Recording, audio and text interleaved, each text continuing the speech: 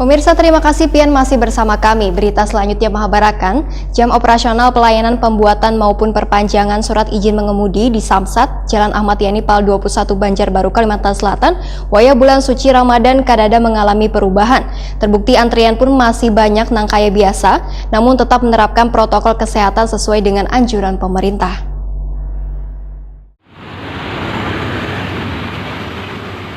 Jam operasional pelayanan pembuatan maupun perpanjangan surat izin mengemudi atau SIM di Samsat Jalan Ayani Pal 21 Banjarbaru, Kalimantan Selatan wayah bulan suci Ramadan kadada mengalami perubahan, masih sama nang kaya hari biasa. Warga pun masih banyak nang ingin mendapatkan surat izin mengemudi tersebut terbukti. Antrian pun masih nang kaya biasa namun tetap menerapkan protokol kesehatan sesuai dengan anjuran pemerintah. Kanit Rigiden Polresta Banjarmasin Ibda LPK Reputri Turnip Wahid Takuni Prima TV Baisukan Senin 26 April 2021 mendahkan jam pelayanan pemohonan pembuatan atau perpanjangan SIM masih diberlakukan nang kaya hari biasa, yaitu mulai pukul 8 WITA sampai dengan 15.00 WITA. Kadadanya perubahan jam pelayanan ini, ujar LPK Reputri Turnip, lantaran jumlah pemohon sedikit menurun wayah bulan Ramadan ini.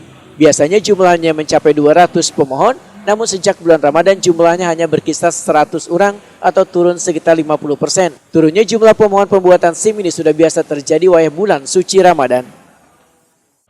Untuk pelayanannya sendiri itu tidak ada perbedaan untuk hari biasa, melainkan bulan puasa, Pak.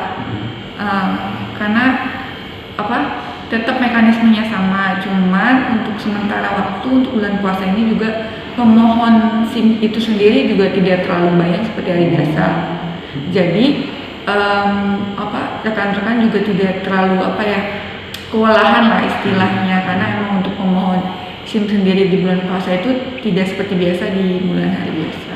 Kalau biasa Bu, hari biasa mungkin perbandingannya dengan bulan puasa ada penurunan berapa persen atau gimana? Sekitar 25%.